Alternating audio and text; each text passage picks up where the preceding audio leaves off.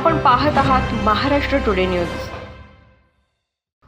पुण्यामध्ये बीई कॉम्प्युटर्सच्या तृतीय वर्षाला शिक्षण घेत असलेल्या एका महाविद्यालयीन तरुणीचे अपहरण करण्यात आल्याचा प्रकार समोर आला आहे। या तरुणीचे अपहरण करून तिचा खून करण्यात आल्याचे तपासात समोर आले आहे। महाविद्यालयीन मित्राने त्याच्या साथीदारासह मिळून तिचा खून करून मृतदेह सुपा गावाजवळच्या एका शेतात जाळल्याचे आणि पुरल्याचे समोर आले आहे।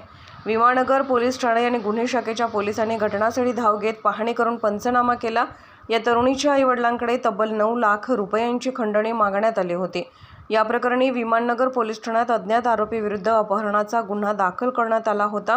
30 मार्च रोजी रात्री 9च्या सुमारास फिनिक्स मॉल जवळून तिचे अपहरण करण्यात आले होते।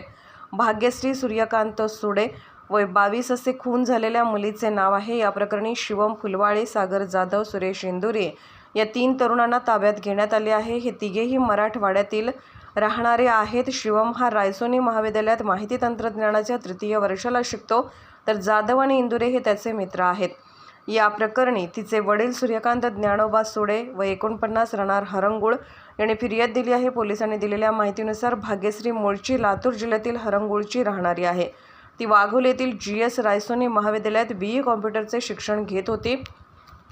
ही तरुणी 30 मार्च रोजी रात्री 8:45च्या सुमारास कॉलेजवरून राहत्या रूमवर आली। त्यानंतर ती 9च्या सुमारास फिनिक्स मॉलमध्ये गेली। मॉलमधून बाहेर पडल्यानंतर तिला शिवम, सागर आणि सुरेश या मित्रांनी सोबत नेले। त्यानंतर तिचा संपर्क तुटला। तिच्या कुटुंबियांनी वारंवार संपर्क साधण्याचा प्रयत्न केला, मात्र तिच्याशी संपर्क होत नव्हता। तिचा फोन बंद येत होता। त्यामुळे तिच्या वडिलांनी विमानतळ पोलीस ठाण्यात धाव घेत मुलगी हरवल्याची तक्रार केली होती।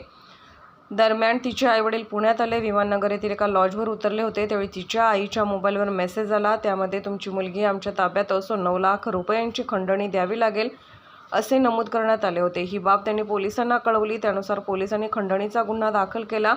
दरम्यान पोलिसांनी आरोपींनी पाठवलेल्या एका खात्यावर 50,000ची रक्कम ऑनलाईन ट्रान्सफर केली होती। तसेच ज्या नंबरवरून मेसेज येत आहे त्या नंबरचे तांत्रिक विश्लेषण करून तपासाला सुरुवात केली।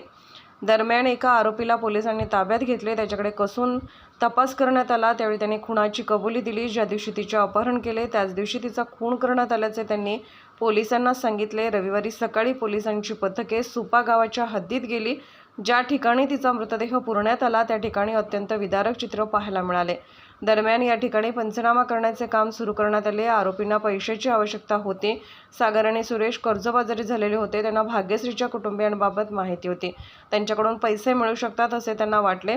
भाग्यश्री ही त्यांच्यावर विश्वास ठेवणारी होती। तिला सॉफ्ट टार्गेट म्हणून आरोपींनी खंडणीसाठी निवडले। त्यानंतर तिचे अपहरण करून खून केला। या प्रकरणाचा पुढील तपास वरिष्ठ पोलीस निरीक्षक आनंदराव खोबरे यांच्या मार्गदर्शनाखाली पोलीस उपनिरीक्षक चेतन भोसले करत आहेत।